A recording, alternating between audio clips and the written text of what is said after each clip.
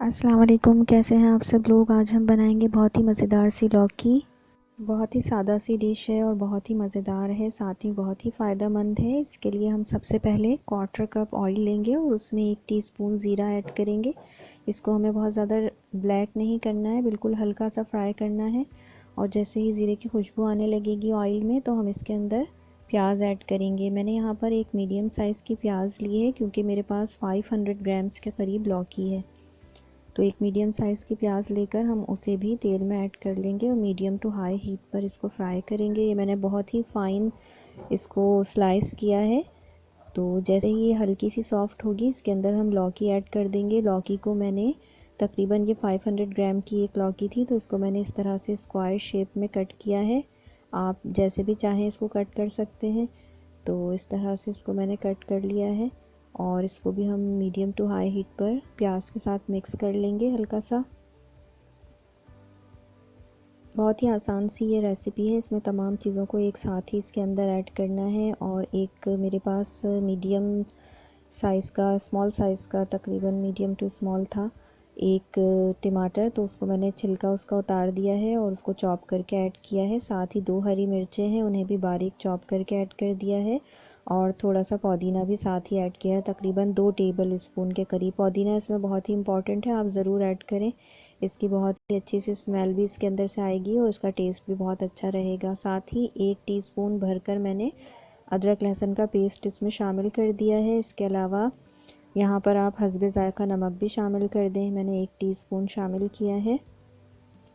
इसके अलावा आधा टीस्पून से थोड़ी सी कम है हल्दी, 1/4 टीस्पून के करीब होगी, तो मैं हल्दी भी इसमें ऐड कर रही हूँ। बहुत ज़्यादा मसाले इसमें हमने ऐड नहीं किए हैं। तो ये 1/4 टीस्पून के करीब हल्दी है, क्योंकि लौकी कम है तो इसलिए हल्दी भी हमने हाफ़ टीस्पून से थोड़ी सी कम ही ऐड की है। इसके साथ ही इसके अंदर मैं कुटी हुई लाल मिर्चें शामिल करूँगी।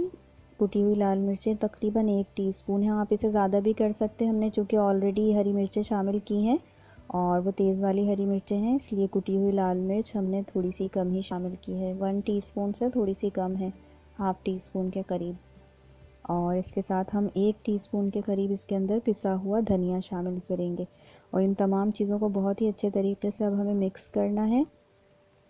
इस रेसिपी में मैंने पानी बिल्कुल भी शामिल नहीं किया है, लौकी बहुत ही फ्रेश थी और इसमें से खुद ही जो पानी इसमें मौजूद है, मॉइस्चर मौजूद है, वो इसी में पकेगी। तो हमने इसमें कोई भी पानी ऐड नहीं किया है। अब हम इन तमाम चीज़ों को बहुत ही अच्छे तरीके से मिक्स करेंगे और मिक्स करने के बाद इसको ढककर हल्की आंच पर तकरीबन 20 मिनट तक पकाएंगे। तो ये अपने ही पानी में बहुत अच्छे तरीके से पक जाएगी। अगर आपको लगे कि ये पानी इसमें ज़रूरत है तो आप थोड़ा सा 3-4 टेबल स्पून पानी ऐड कर दें, वरना मैंने इसे बग़ैर पानी के पकाया है।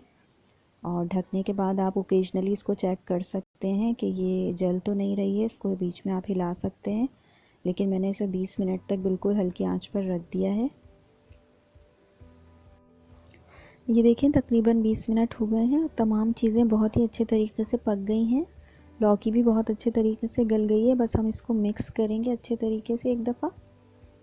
तमाम चीज़ें गल गई हैं, इसके अपने ही पानी में ये पक गई है। देखें इसमें अभी भी मॉइस्चर मौजूद है, तो हमने इसमें बिल्कुल भी पानी ऐड नहीं किया है।